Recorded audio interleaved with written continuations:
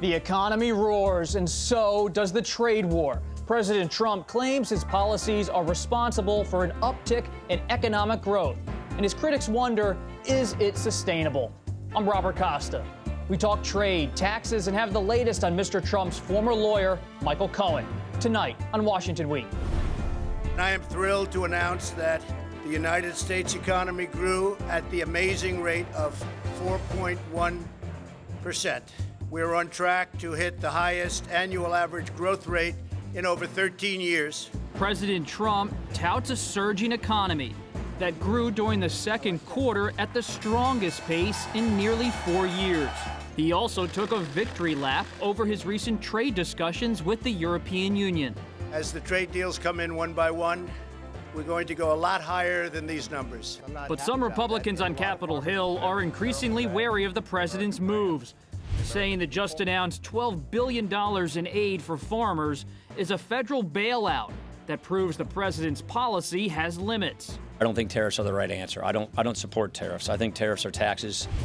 And leaders of the House Freedom Caucus call for the impeachment of Deputy Attorney General Rod Rosenstein, who oversees the ongoing Russia probe. It's a move the Attorney General does not support. My deputy, Rod Rosenstein, is highly capable. I have the highest confidence in him. Plus, Mr. Trump's longtime attorney, Michael Cohen, accuses the president of having prior knowledge about a 2016 meeting at Trump Tower that included his son, campaign advisors, and Russians who were offering incriminating information about Hillary Clinton. Just remember, what you're seeing and what you're reading is not what's happening. We cover it all next. This is Washington Week. Once again, from Washington, moderator Robert Costa. Good evening. President Trump held up today's 4.1% growth report as vindication of his economic policies, and the president insisted the second quarter numbers are not a one-shot bounce. As the trade deals come in one by one, we're going to go a lot higher than these numbers. These numbers are very, very sustainable. This isn't a one-time shot. But the administration's tariffs are starting to rattle some farmers out in the Midwest and elsewhere who are seeing a decrease in international sales.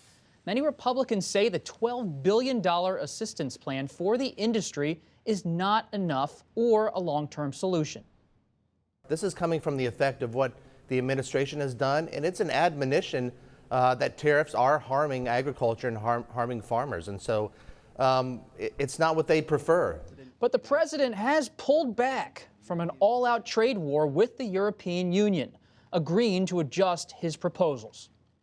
This was a very big day for free and fair trade. We agreed today, first of all, to work together towards zero tariffs, zero non-tariff barriers, and zero subsidies on non-auto industrial goods. Joining me tonight, Anna Swanson of the New York Times. Welcome to Washington Week.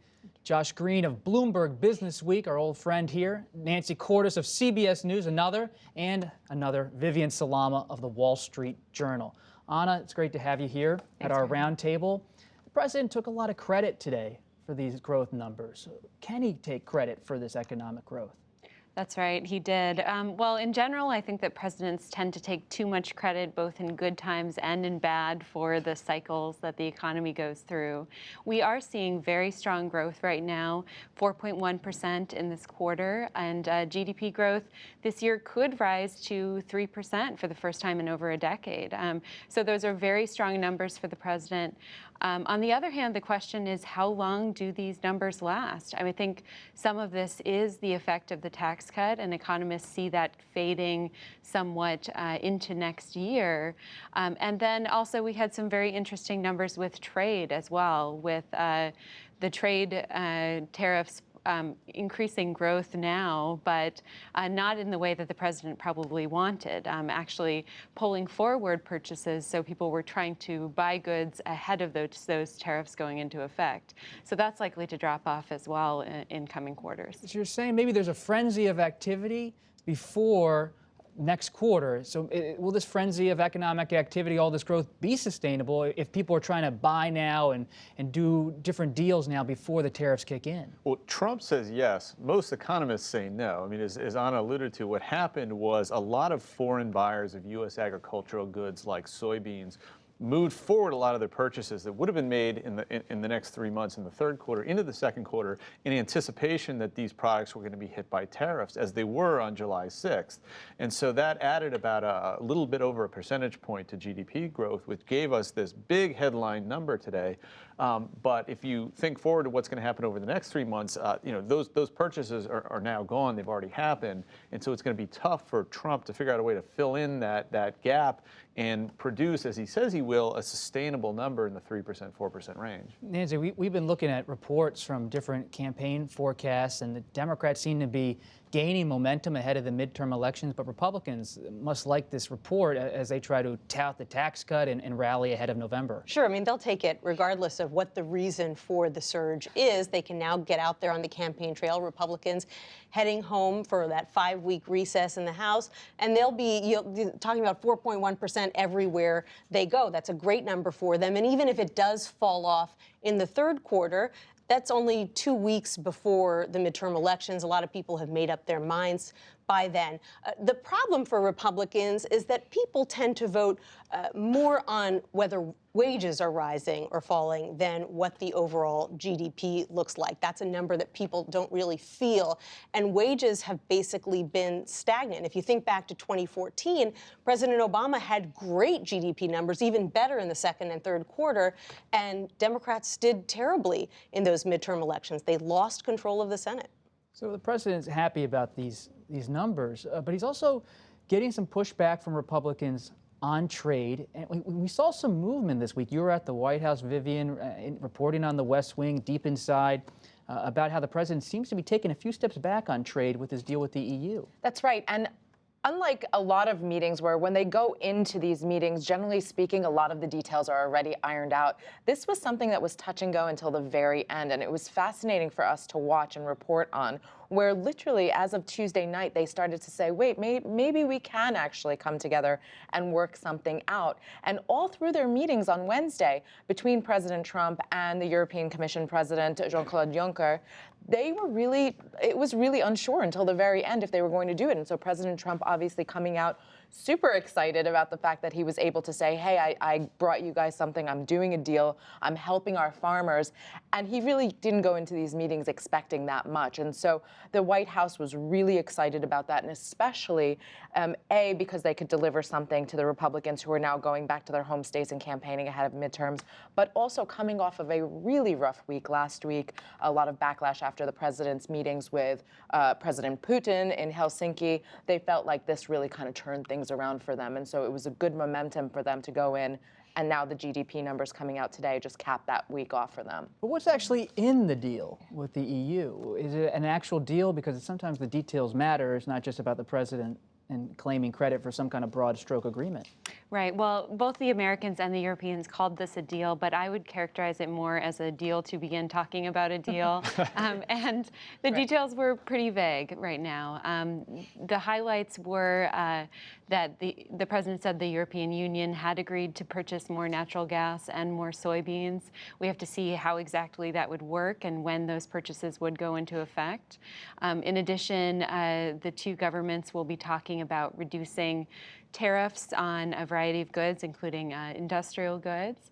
And then the two sides also agreed to talk about reforms of the World Trade Organization, a lot of which seems specifically aimed at China. And many people interpreted that as a good sign that the United States and the European Union were once again on the same side with regard to China's unfair trade practices. So that's one high level, Josh, about where this whole trade debate's going, and the president working with the EU. But what about down where it matters for people day to day? And it's not just the Midwest. I mean, it could be lobstermen in Maine who are dealing with the effects of this trade war. Yeah, I think the immediate effects of Trump's trade war are not going to be economic in the macro sense. Most economists aren't really worried yet about the effects of the trade war because the tariffs are such a small percentage of the overall U.S. economy.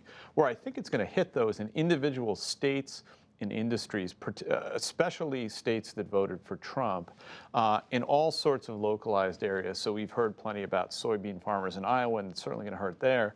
But these tariffs are spread across all sorts of different industries. You mentioned lobstermen in Maine. I mean, they're subject to a Chinese seafood tariff, but their lobster traps have also gotten more expensive because they're made with Canadian steel. And so all across the country, whether it's Alaska, Minnesota, Iowa, South Carolina, places where there are competitive House races this fall, these tariffs are becoming localized issues in a way that we may not see on the national news every night, but that voters in these states absolutely see and feel. So why aren't Republicans speaking out more publicly? We hear it, Nancy, privately. They're free trade Republicans. They don't like where this is going, but they're reluctant to say much. Right, and it's interesting because on the campaign trail, you're starting to hear some Democratic challengers say, you've got to get off the fence and say where you stand on this. And South Carolina is a perfect example because the entire South Carolina Republican delegation has basically either stayed mum or has said, you know what, maybe you need some short-term pain for long-term gain. The president is going to negotiate something that is better in the long run for U.S. businesses. The problem is that he has shown an ability to start a lot of negotiations over all types of things, trade and immigration and everything else, not as much of a track record on actually completing those negotiations. Well, this is what Republicans privately say they're very worried about. They are furious that Trump started this fight 4 months before the midterm elections. And what you see, just anecdotally, talking to auto workers, talking to farmers, is a lot of them are sticking with Trump for now. They're saying, well, we got to give him room to negotiate.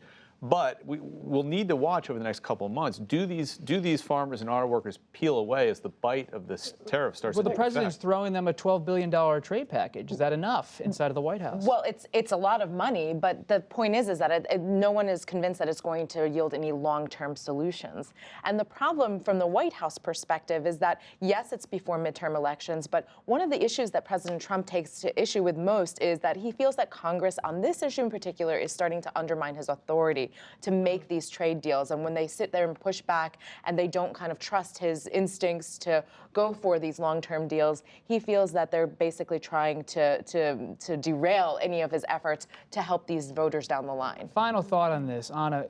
The president may be having a handshake with the EU, but his trade war with China seems to continue. That's right. So there are trade wars on many different fronts right now. So we've seen a step back with the European Union. However, that could be a temporary step back. And meanwhile, we still have negotiations of the North American Free Trade Agreement with Canada and Mexico, and a very big, potentially damaging conflict with China that needs to be resolved. So there's a lot on the administration's plate when it comes to trade. Are those countries expecting any movement? They see the president moves with the EU. Do they expect him to maybe move before the midterms on their own deals, their own agreements? Well, potentially. There is some discussion about trying to finish the NAFTA agreement before the end of August, but it's still pretty much up in the air. It's possible that this could prove to be a blueprint for these other agreements, but it's also possible that other negotiations could be a blueprint for how this goes. We did see with China the two sides come to what seemed like tentative agreements and then actually have the president decide that those weren't tough enough measures and walk them back. So could that happen with the EU as well? We'll have to see. It is fascinating. You had a great TikTok, Vivian, about how everyone's trying to evaluate President Trump. How do you get him to move, to budge on this signature issue of trade? We'll come back to this next week. But let's turn our attention to New York City and the saga of Michael Cohen, the president's longtime lawyer and loyal advisor, who is now signaling his willingness to cooperate with federal investigators looking into Russian interference in the 2016 presidential campaign. At the Washington Post, I've been reporting on Mr. Cohen's legal maneuvers all week. Here's what you need to know. Mr. Cohen. Cohen is under siege, under federal investigation in the Big Apple for bank fraud, and the FBI is looking into his business dealings in New York. His break with the president has been dramatic. A week ago, the New York Times reported that Cohen secretly recorded a conversation with then-candidate Trump in which they discussed payments to a former model who said she had an affair with Mr. Trump. The tape is one of many the FBI seized in a raid on Cohen's office earlier this year. Then, last Sunday, CNN obtained that recording we just talked about and broadcast it. Mr. Cohen can be heard briefing Mr. Trump on financial arrangements, and Mr. Trump is engaged in the discussion. Here's why all this matters. It's a lot, I know. Trump's campaign ahead of the election had denied the candidate had any knowledge of payments to the model Karen McDougal. It also raises questions about possible campaign finance law violations. And it shows Cohen is willing to share tapes of his old boss. And Josh, we've been covering President Trump for some time. We'd go up to Trump Tower, there would be Michael Cohen, the fixer, the confidant. To see him break like this, to release the recording, what does it mean for this White House? Well, it's shocking, first of all, because Cohen has been associated as Trump's, fixer, protector, lackey, and attack dog, including with reporters for, going back years. So the fact that he's broken and is kind of openly flouting the material he claims to have on Trump, not just this one tape that CNN had, but according to news reports, over 100 tapes of recorded conversations, means that he's potentially a very valuable witness against Trump should Bob Mueller, the special counsel, and his investigators decide to bring him in and try and offer him some kind of a deal to testify or provide damaging material about Trump. Is the White House considering a pardon, Vivian, when they watch this spectacle, they watch Cohen make all of these moves? Well, frankly, they don't even want to touch the issue. Every time we ask, they refer us to President Trump's outside counsel, Rudy Giuliani, and others. Frankly speaking, though, it's fascinating to watch because, again, it's like what Josh was saying. This was the man who a year ago was saying he would take a bullet for President Trump, and now we see him turning in this way. But President Trump, remember, takes loyalty very seriously. And something like this, someone who was so loyal to him for so long, could really, just upset him in a way that we've not seen before and question those who are closest to him because they could flip. What's really amazing about this saga is it's such a stark reminder that so many people who are involved feel so little responsibility to the truth. I mean, Michael Cohen, after Don Trump Jr. was interviewed, said, "I'm so glad that he told the entire truth about his meeting in Trump Tower, and, obviously the president knew nothing about it." Now, Michael Cohen said, actually, the president did know all about it. Rudy Giuliani, a few weeks ago, said, Michael Cohen is an incredibly honest man. I trust him. Now he says he's been a liar his entire life. When you're hearing this from both sides, it makes it very difficult. They're trying to keep him contained, and then he explodes out with all this information. Right. But, at the same time, if people are willing to change their stories, not a little bit, this is not tweaking around the margins. These are 180-degree turns, and it really makes you wonder who, if anybody, is telling the truth. Well, to me, it makes the existence of tapes all the more important because, as you said, you've had Rudy Giuliani calling him a great lawyer and a terrible lawyer. You've had Cohen defending Trump and going against him. I'm not sure who's really got credibility to be able to sort of testify, but if there are tapes or something that investigators can draw on to establish, a contemporaneous truth of what actually happened, right. I think that's going to be important. There aren't tapes about one of the big things that came out. CNN then reported that Michael Cohen has knowledge of President Trump's awareness, his prior knowledge, Cohen alleges, of that 2016 meeting at Trump Tower, where Donald Trump Jr. met with Russian figures. They discussed dirt on Secretary Clinton's campaign. Cohen is now saying he's aware of some exchange between Donald Trump Jr. and then candidate Trump about the occurrence of that meeting in the summer of 2016. President Trump issued a rebuttal, let's be clear, on Friday via Twitter. It read in part, "I did not know of the meeting with my son, Don Jr. The president added, sounds to me like someone is trying to make up stories in order to get himself out of an unrelated jam." Cohen, of course, is facing bank fraud investigation up in the Southern District of New York. But there's another thing on it this week that really caught my interest. I know Cohen's the headline for most of us, right? But Alan Weisselberg, the longtime CPA accountant for the Trump Organization, gets subpoenaed to testify as part of this Cohen investigation in New York. And he has the keys to the kingdom in understanding that Trump financial network worldwide. That's right. So he's been handling the family's finances for decades, running, including some of the campaign finances as well as the charity. In the tape that you played, he's referred to as the person who is setting up that payment, and so he, would have very deep knowledge of the Trump Organization and its various activities abroad. We've seen a little bit of a dive into that with reporting from around the world, as well as leaks like the Panama Papers, things like offshore financial accounts, shell companies. But yeah, he was somebody who would certainly know where the financial bodies are buried. That's the whole thing everyone's always wondering. It's about the possible obstruction of justice with President Trump, with the Russian investigation. It's about Michael Cohen and what he may know about what the president discussed with Donald Trump Jr. But it comes back to the Trump Organization, Donald Trump's finances, the tax returns. Well, it does, and it's significant, too, because Trump said explicitly a year ago that Mueller should not cross this red line of investigating Trump Organization's finances, and that is absolutely what's happening now. So this has to be a source of great angst to the president.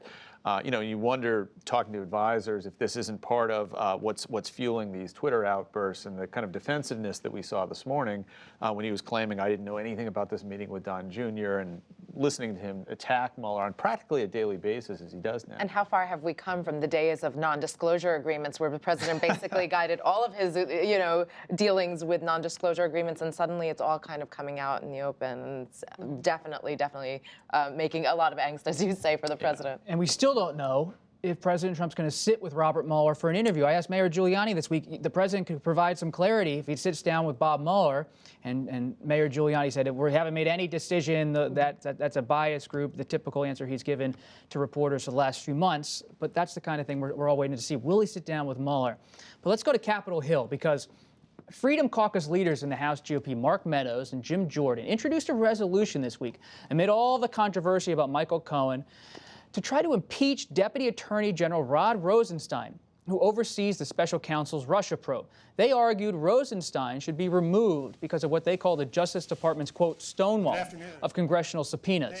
But after meeting with GOP leaders, Meadows and Jordan backed off, and they said they would instead potentially pursue contempt of Congress measures this fall, something a little bit below the threshold of impeachment. This is just the latest example of GOP leaders trying to contain the president's allies on Capitol Hill as the Russia probe continued. It's becoming a pretty tough fight for Speaker Ryan. There's so much anger you must be detecting among Trump's allies in the Congress. Sure, but a lot of anger among Republican rank and file that these Freedom Caucus members went this route.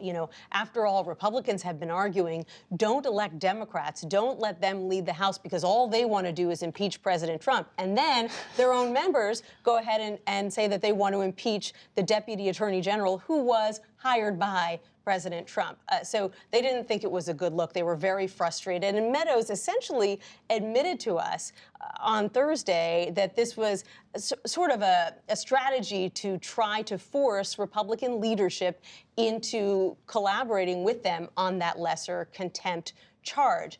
DOJ says, we've given you thousands of documents. We can't give you every document you want because some of them pertain to an ongoing investigation.